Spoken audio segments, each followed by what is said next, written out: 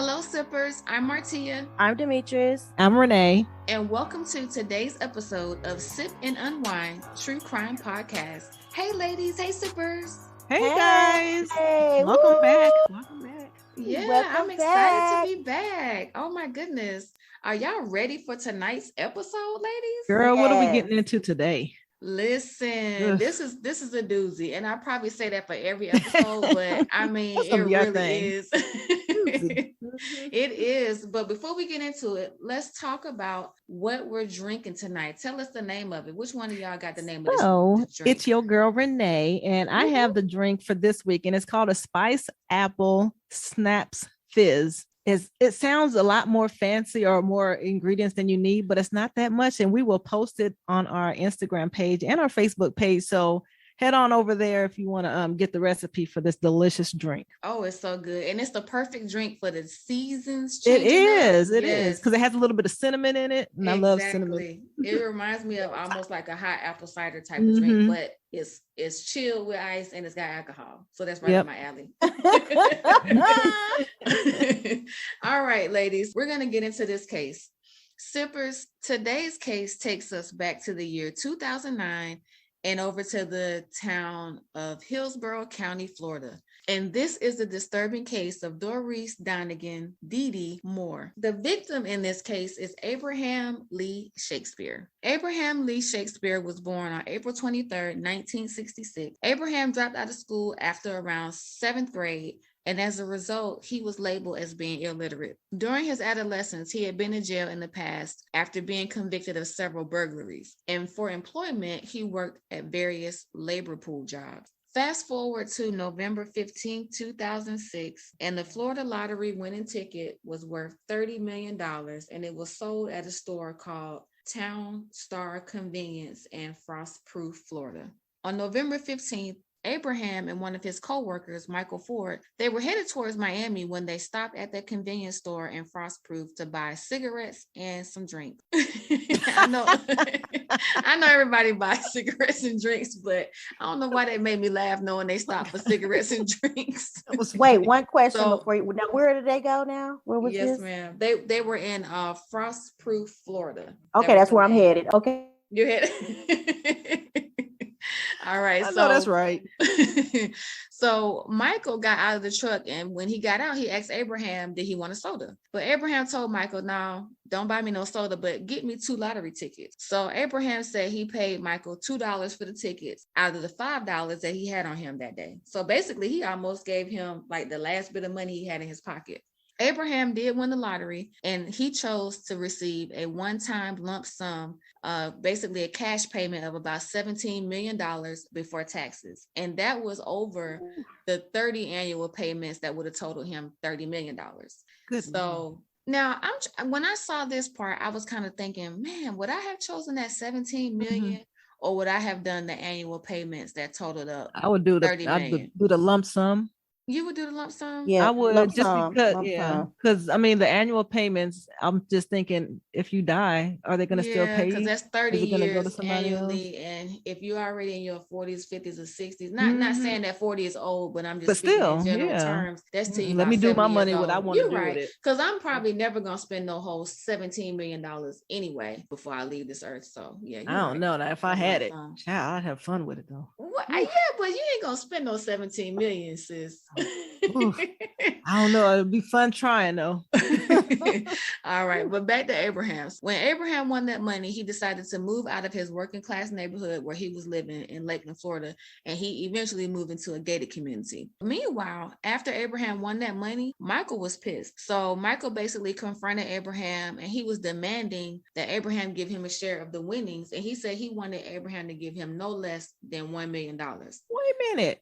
He bought the tickets, but that was Abraham's. See, I would have had an issue if it was my money and I bought the tickets, but Abraham gave him the money though, right? So well, that's where it gets a little tricky. So for one, even though Abraham had 17 million, he still told Michael, he was like, nah, bro, I'm not giving you none of this money.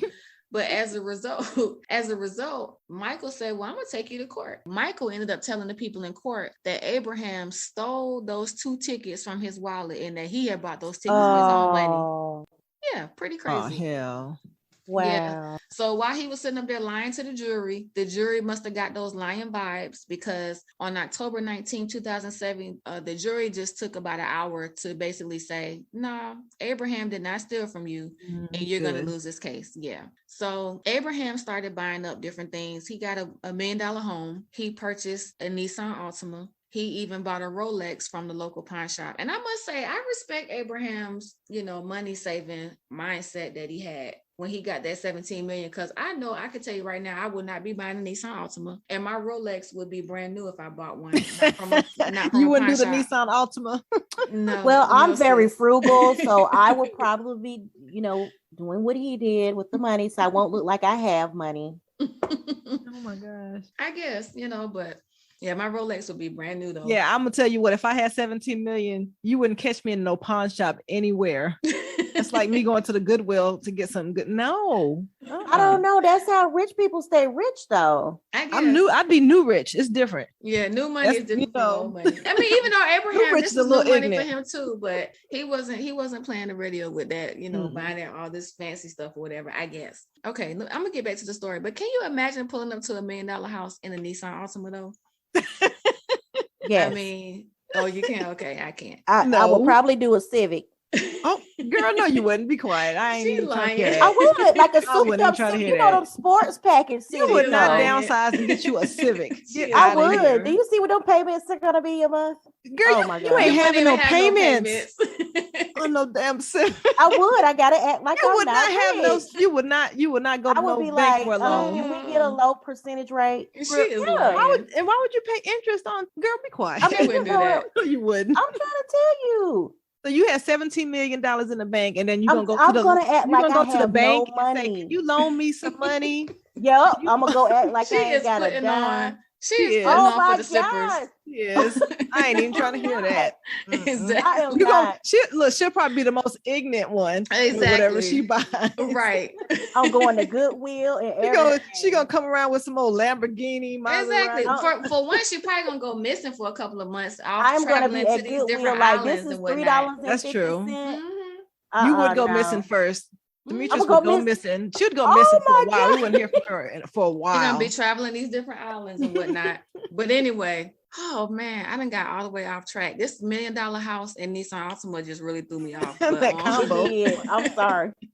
But anyway, so by October 2008, so this is almost a whole year after Abraham won his money, he meets Dorice Dee Dee Moore. Basically, Dee Dee came in contact with Abraham because she was trying to convince him that she wanted to do research to write a book about him, and to basically write a book about how his life changed after winning the lottery and how people were trying to take advantage of him because of all the money that he came into. They met, started talking in October 2008. By February 21st of 2009, that following year, Dee Dee started spending Abraham's money. She bought a 2008 Corvette for her boyfriend and spent almost $80,000 on that Corvette. She paid for the Corvette with a cashier's check that was from a business called American Medical Professionals, LLC. She was a scammer, basically. So that was just a business that she had, but some kind of way she was able to tie it into Abraham's business within that short span of 3 or 4 months. So basically, friends were stating that Abraham started getting frustrated with constant appeals for people asking him for money from both people he knew personally and strangers. And he told his brother, quote, "I'd have been better off broke." And he actually told a childhood friend, quote, "I thought all these people were my friends, but then I realized that all they want is just my money." And one of the friends that he was referring to was Dee Dee. She actually launched a business with Abraham, naming that business after him, but she gave herself control of all of the business's money. So all the funds that were going into that business, she basically gave herself control of it. And it's so sad. Like, you have a business basically called Abraham Shakespeare, LLC, but this woman that you just met a few months prior has all the rights to it. Yeah. And unfortunately, with him not having a lot of education under his belt, I think that ended up being part of the issue with this whole entire case. It's so sad. But anyway, Dee Dee would take out about $1 million March 2009, she bought herself a Hummer.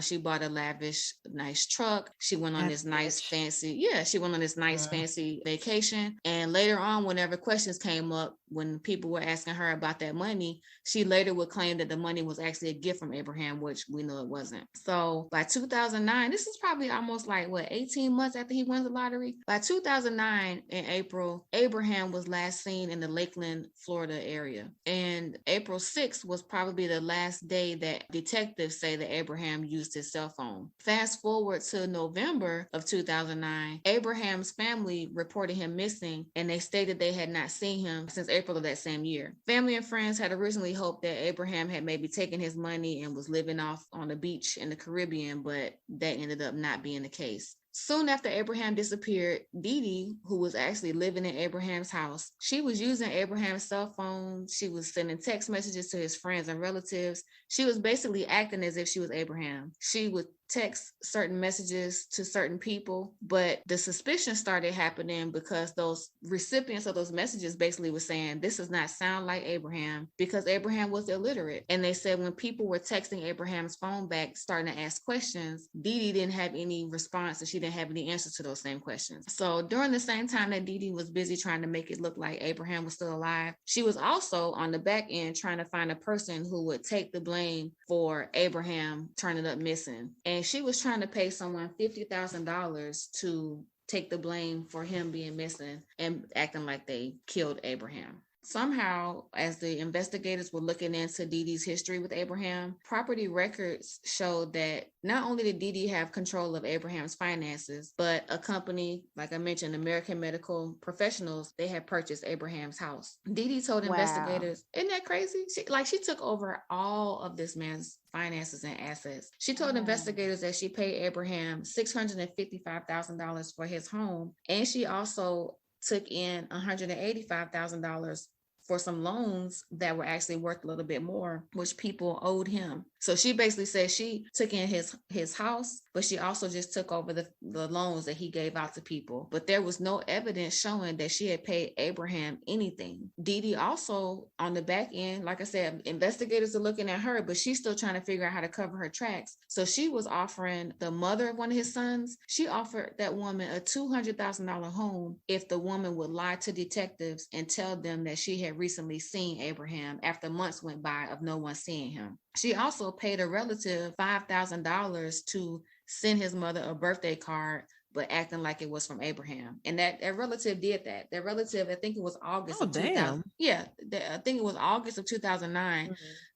The mother did receive some mail, and it was a card with Abraham's signature, but she knew that wasn't her baby's handwriting. So off the rip, she knew that was not from her son. By November 12, 2009, authorities were actually able to conduct their first interview with Dee Dee. And during that interview, they were trying to learn how Dee Dee was misappropriating Abraham's assets. And she told investigators that Abraham basically gave her the permission to run his bank accounts and take control of his assets. But she didn't have any proof of this. She's just basically telling them, this is what he told me I could do. About maybe a week or two later, on November 24th, they had another interview with Dee Dee, and she claimed that she was removing Abraham from some of the different business accounts because he didn't want to pay taxes. So she tried to basically say he was eluding the IRS, not wanting to pay taxes. But she really couldn't give any concrete evidence to why certain withdrawals were being made, with the way that certain money was being spent, or that he had signed off on anything, giving her the permission that she said she had from him. So by November 24th, when they interviewed her, that's the same day that the Polk County Sheriff's Office, they decided to go ahead and declare Abraham as a missing person officially. Even though the family had declared him missing, the Sheriff's Department decided to go ahead and follow that lead because they weren't able to figure out anything by talking to Dee Dee. So through that investigation with dealing with her, it was learned that she once staged a scene to fraudulently keep a Lincoln Navigator, which was in jeopardy of being repossessed because she had fell behind on payments. So she basically had someone steal the car from a garage and pretended that she was kidnapped because she was in the car, like almost like she said she got carjacked. So she said she was sexually assaulted, carjacked. She said she had her wrist taped, and she even took a rape exam and pleaded no contest after she got caught deceiving the police. So, I mean, this lady was just basically out of her mind. She went that far to take a rape kit? Isn't that crazy? And I'm like, thinking, wow, you going that far to try to prove that I guess something that didn't happen, you're trying to prove that it did happen. It really is sad. And like I said, even after that card got delivered to Abraham's mother, all the way up to December. Now, that was August when that card was delivered to his mom. Well, in December, Dee Dee actually decided to write his mother a letter saying that Abraham was fine. But again, Abraham's mother knew her son couldn't read or write, so she knew he didn't write no letter talking about he was okay. Dee Dee was still trying to... That's one thing you can't do. You can't fool their mama. Exactly, right. Girl, yeah. And by December, during that time, it was so many games she was playing. So she wrote that letter to his mother. She also had another truck, a Hummer, that she had purchased like a few months prior. So she decided to sell that to a friend for $50,000 to get rid of it because she needed some quick cash. Also, by towards the end of December, because it was early December when Dee Dee sent the letter to Abraham's mother. By the end of December, to keep this up, she had someone call Abraham's mother to pretend that it was Abraham. Like, the lady's not going to know that that's not her son's voice. So it was one of her friends. Yeah, it was crazy. It was one of her friends. His name was Gregory Smith, that she paid to actually call and pretend to be Abraham. He ended up basically turning on Dee Dee and decided to cooperate with the law enforcement to kind of help bring the case to a close. Okay, so fast forward to January 21st, 2010. Officer Mike Smith of the Lake Wells, Florida Police Department, he was working undercover, and he was introduced to Dee Dee by Greg Smith. Like I said, he basically turned informant, or snitch, as I like to say. he turned informant, and he basically introduced the officer Mike to Dee Dee, and they were basically trying to figure out. They knew at this point that Dee Dee had something to do with Abraham's being missing, but they were trying to find out whether he was alive, and if he wasn't alive, where was his body? And they ended up finding out that not only did Dee Dee have something to do with Abraham being missing, but she had also had something to do with him subsequently dying. And they knew that she had taken care of his body, but they weren't sure where. So Gregory Smith, who was cooperating with the cop, basically told them that Abraham was shot with a .38 Smith & Wesson, and he was buried in a slab under a porch of a home that Dee Dee owned. And also they found out that Dee Dee had a drug problem, and that was part of the reason why she was all messing with the money and not paying certain bills, stealing money here, buying all these things, but it also included drugs. And they ended up finding Abraham's body on January 27th, 2010, at a house in a city called, it was a city in Florida called Plant City. And they basically dug a concrete slab at the site and found the remains of Abraham. And it's so sad. Dee Dee's ex-husband was even involved in this. His name was James. And they called him because they ended up finding out that James is the person that actually helped Dee Dee dig the hole in her yard, hide the body, and fill it up with that concrete slab. And why would she put him on her property though? Gosh, I know, horrible, it's so man. terrible. It is so terrible. And then to call your ex-husband to have him help you dig the hole. And basically she paid him to fill that hole up and do some yard work to kind of make it look like they hadn't. Yeah, the way my scary is set up, ain't no way I can knowingly have a body in my yard and me being able to sleep at night without thinking that ghost is about to come up in here and kill me or something like that. Exactly. Like, that's creepy. I can't even imagine. So they like I said, they buried his body 5 feet deep in the dirt. And Abraham was only 43 years old. Now, I will admit, when I saw pictures of Abraham and when I've seen this story on another show, initially I thought he was older, but he was only 43 years old at the time. And they even have footage. Detectives even came across footage of Dee Dee buying duct tape and plastic sheeting at a local store. So they were able to do their investigating and find some footage of her basically buying the things that she needed to. Yeah, what was the timeline again on how long was he able to enjoy the money, or I think he had it to die? It looks like he came across Dee Dee about a year after he won that money. So he had at least bought his home, got his car. I don't know if he traveled or not because it didn't really say that in the articles that I read, but it was about a year before he met her. Well, about 3 or 4 months after that, she started spending his money. And then basically by April of that, like he met her in October, a year after he won the earnings. And by April of that following year, he was dead. And it's so sad. Yeah, so they basically, the Hillsborough County detectives say they estimate that Abraham most likely died around April 6th or April 7th in that ranch story home that was in Plant City that Dee Dee lived in. Then they said, but by the time they found his body by January of 2010, they said that money was long gone. All of it. Dee Dee had spent all that money. Yeah, so terrible. So Renee with the new money, huh? Exactly. She Yep. should have bought her a Civic, like I said.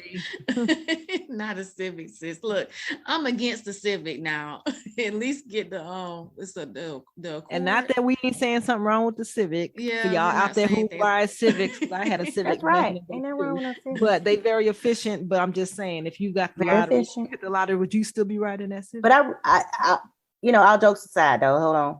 I really hate that she did that to that man and spent his money yeah. like that. It's terrible. But I'm just saying, terrible. see how fast that money came and money went for her. That is horrible. Yeah, because like I said, they found his body January 29th, and it was at that time they said that money was gone. So a few days later, on February 2nd, they took Dee Dee into custody in connection with the murder of Abraham, and immediately the judge set $1 million bond. She was charged with being an accessory after the fact and a first-degree murder charge. And on February 19th, they went ahead and officially charged her with first-degree murder. So she did get convicted, and she was sentenced to a mandatory life sentence without parole. And the judge was recorded as calling her cold, calculating, and cruel. And the assistant state attorney said in his closing arguments, quote, she got every bit of his money. And when Abraham found out about it, he threatened to kill her, but instead she killed him first. And she also ended up in control of all his assets. Now, the attorneys did argue during the case that there were other potential suspects who they didn't consider, but they said there were a lot of people who owed Abraham a lot of money. There were a lot of people that wanted Abraham's money. And they said one person actually owed Abraham $1 million. They were kind of trying to say that there was probably somebody else that could have did this, but they put them on her property. Yeah, okay.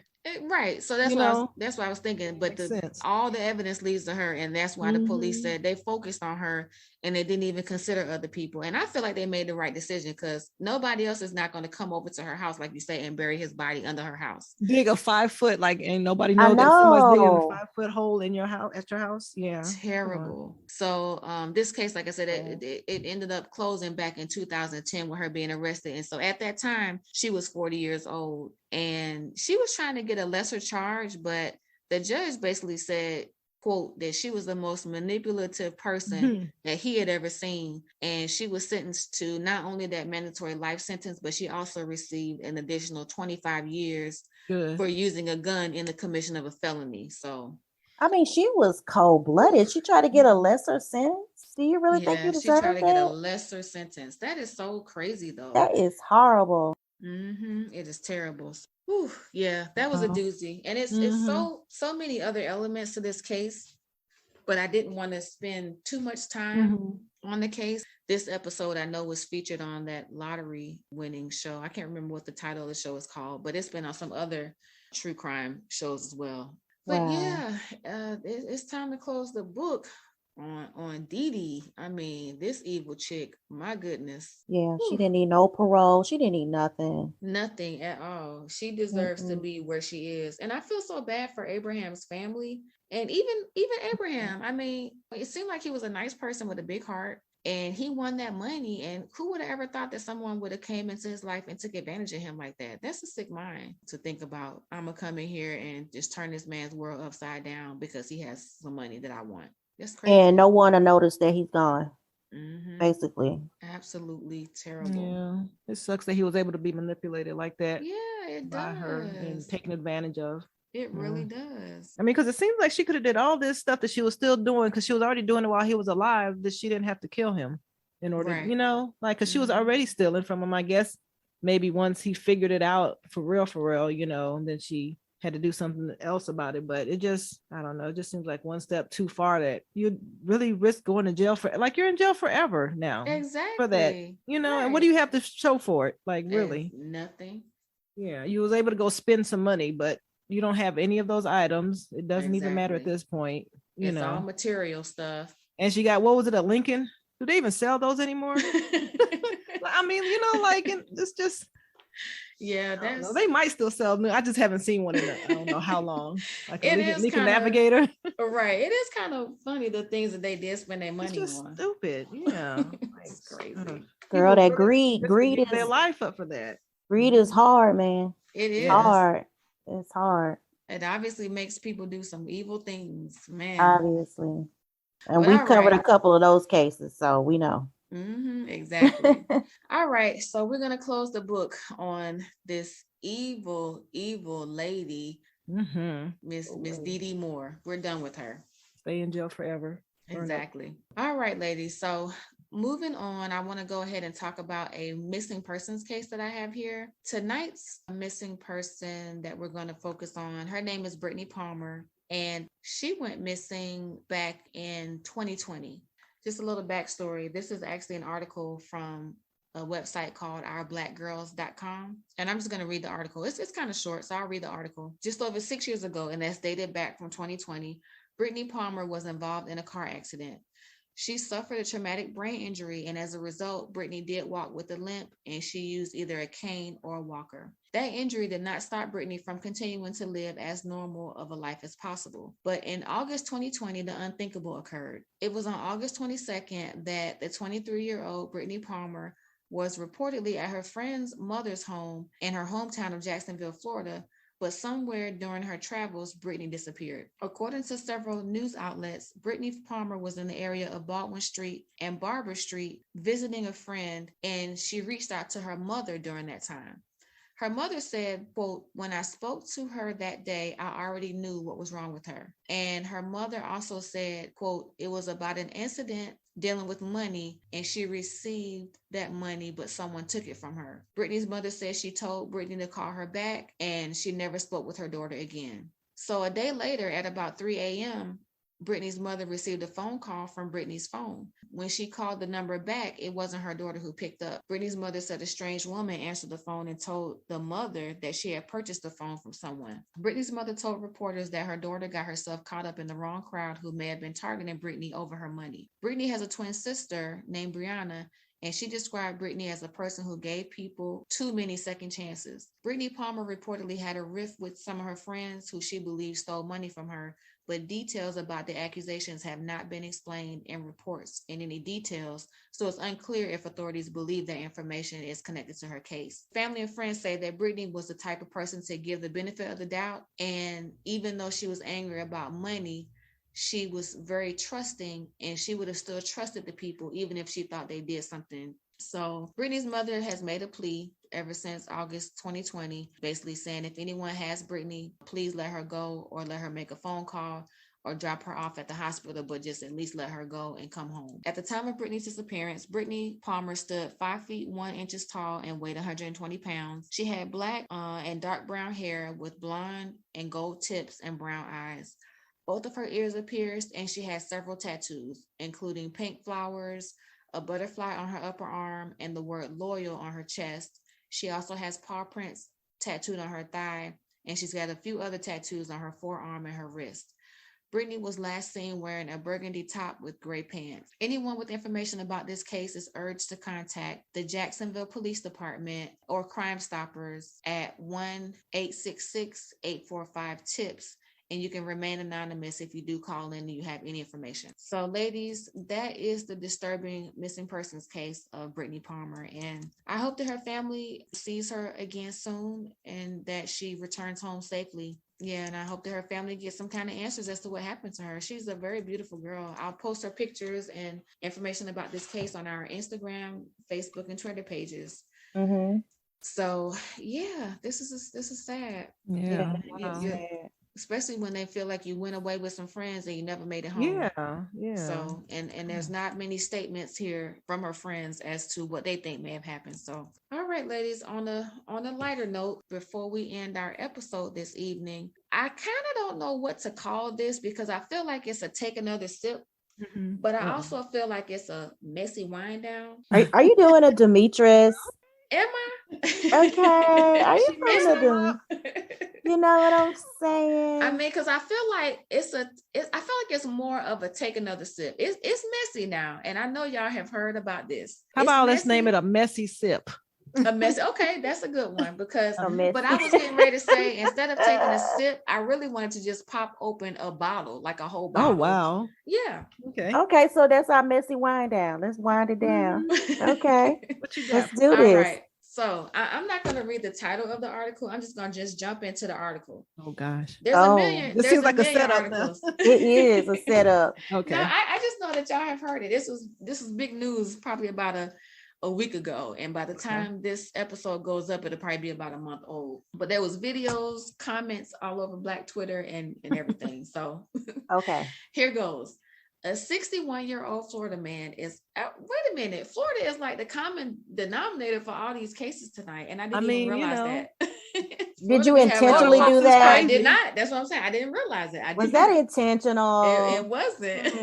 What's going on in Florida? There's something in the Florida water. people. I'm telling you, Florida and California be popping. Wow. All right. A 61-year-old Florida man is under fire after news of his wedding went viral for all of the wrong reasons. Wait a minute. Let me take a sip real quick. Oh, I know what you're talking about. Okay.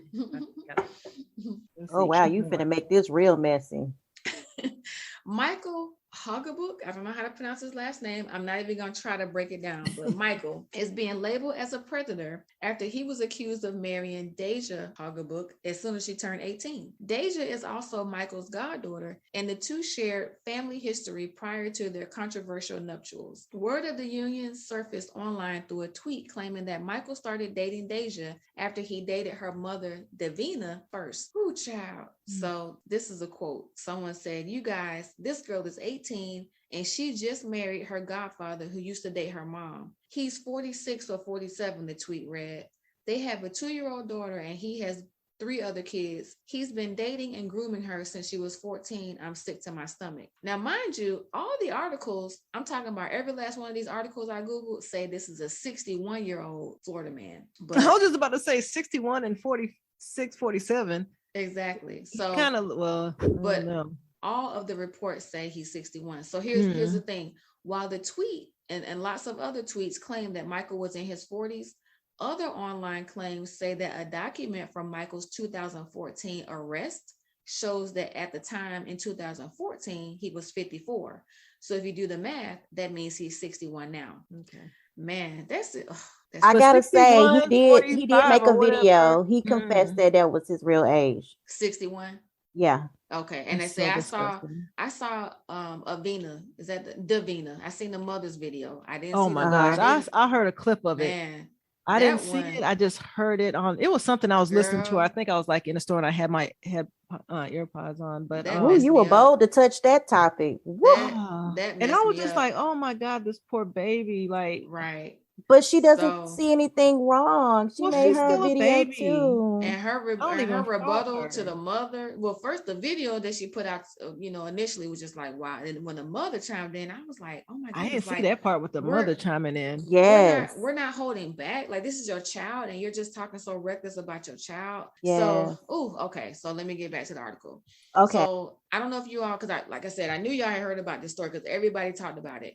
So there were pictures that were floating around as well to accompany the articles in the story. So there were old photos that showed Michael holding Deja when she was just a toddler, basically letting everyone know there was a huge family dynamic there where they were all tied in together. Like, he wasn't just a godfather, like he just came around 5 years ago and she started calling him goddaddy. No, he was there since the girl was a baby. And so Michael's old Facebook posts show him referring to Deja as his goddaughter, with the mother saying to him, "I love you, babes." When Deja was 17, she admitted to dating someone, but she kept the identity a secret until after she turned 18. And then after she got married, basically they became a trending topic. It was mainly because they were saying that Michael groomed her. So Deja has since released a statement in response to the public scrutiny and defended her husband/godfather. She believes that everyone is just jealous of the life she lives because other girls are still out here chasing after boys who are all sleeping around. they even have a quote here from Kodak Black. Do y'all know who that is? Oh my gosh. The rapper. Exactly. Yeah. I just know what he looked like more. Exactly. So rapper Kodak Black has even chimed in on the story, saying that his father did the same things to his mom by leaving them to go pursue a relationship with his goddaughter. Man, really? and basically this story just says you have to really be careful about who you have around your kids. And I have to admit, I really had some mixed feelings about it. Really? Like I had mixed feelings because I just feel like it's so much going on with this. It's so many elements to this story. Like at first, I have to admit, I didn't believe it. I honestly thought it was like a joke because I'm like, the godfather of my kid is somebody that we were super close to at the time. And I can't even imagine my daughter turning 18 and he turns around and says, "Oh yeah, me and your daughter are dating." Like that's why I just couldn't even believe. I was like, no, this is not even a true story. But check the other factor out though. Not even just the godfather. You dated the mom. That was what I was going to get to next, right? So like, when I saw the mother's video, not only did they date, she had this man around her children, but then so also the 18-year-old girl has a baby. Yeah, I was about to say she got a whole 2-year-old kid. And so I haven't been able to confirm, like there's nothing that has led me to believe whether it's his or not, because I thought it was his. Well, people are saying that it was his, and then people were saying that it wasn't. They say that the baby daddy was a deadbeat and she was trying to put it on him or whatever. So I'm like, okay, what do I believe? But my mixed feelings come in because she's 18 and it got out, right? Yeah. But when she was 15, 16, 17, why didn't anyone report this? That's the part that I was confused about. Like that's where I'm like having issues. They were told, but then she said she had to keep it hush until. But the mother, when she did her video, well, her mom was nasty. I was led to believe that the mother knew. But the mother, I guess, didn't see a problem with it. So that's the problem that I have. Reported. That's the problem I have, because it's so why did she have such a big stank attitude about it now? Like it almost seemed to me like mom only made that video because her daughter did the video. That's the first part. And that with all this scrutiny and the spotlight being on their family, mom is probably trying to just save face at this point. But then that's what I feel like it was. Like mom probably would have never said anything about nothing if it hadn't went public.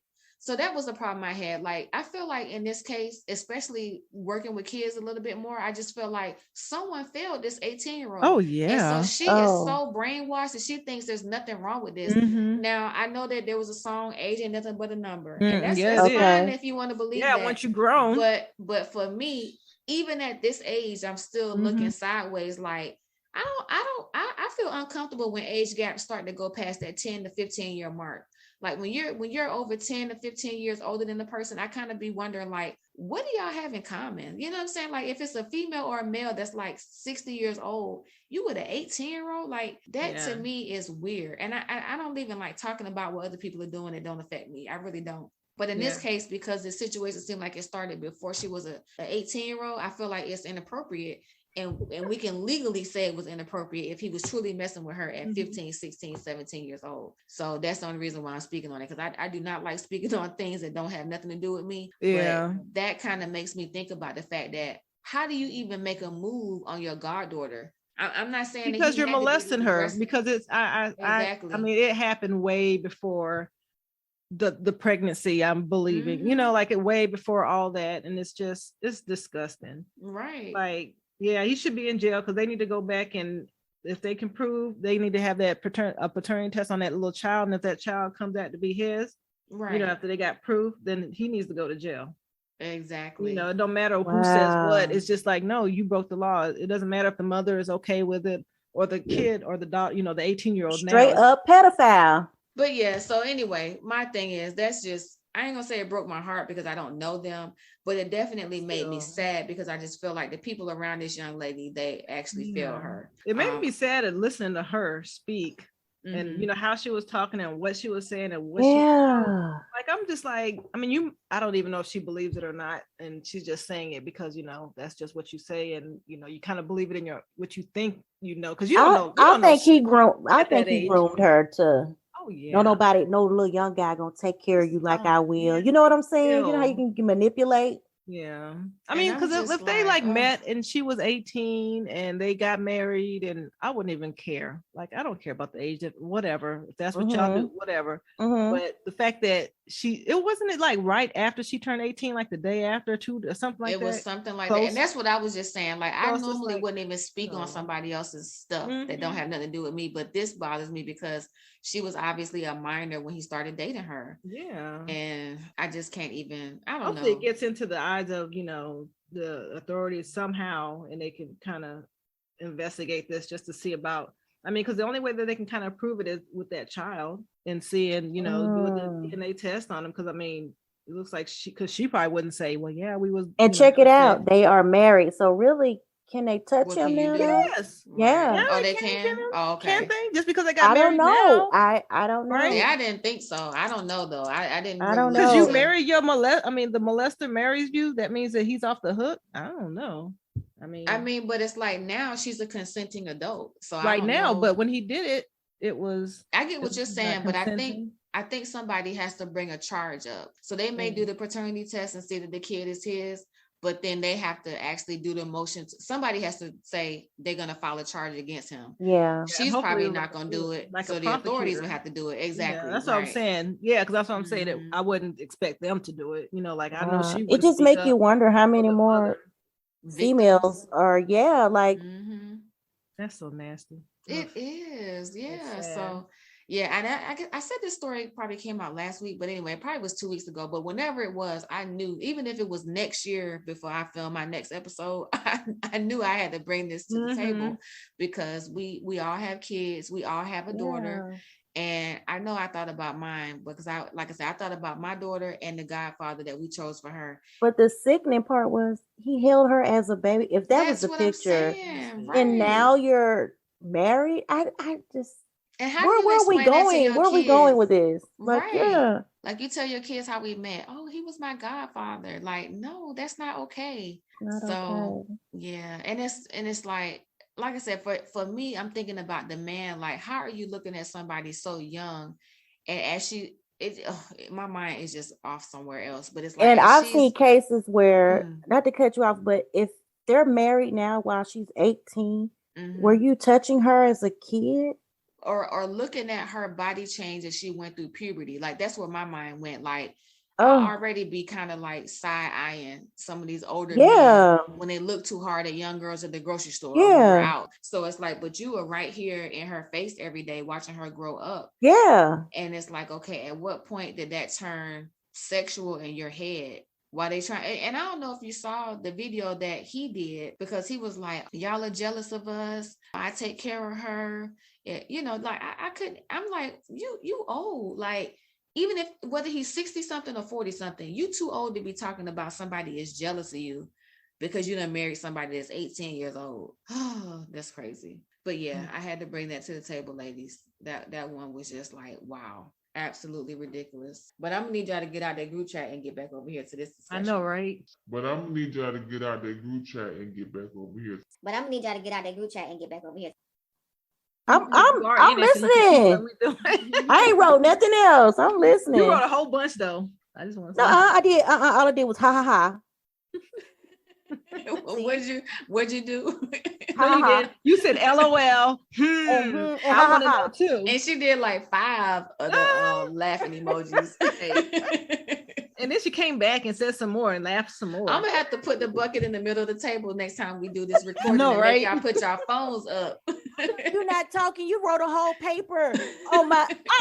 No.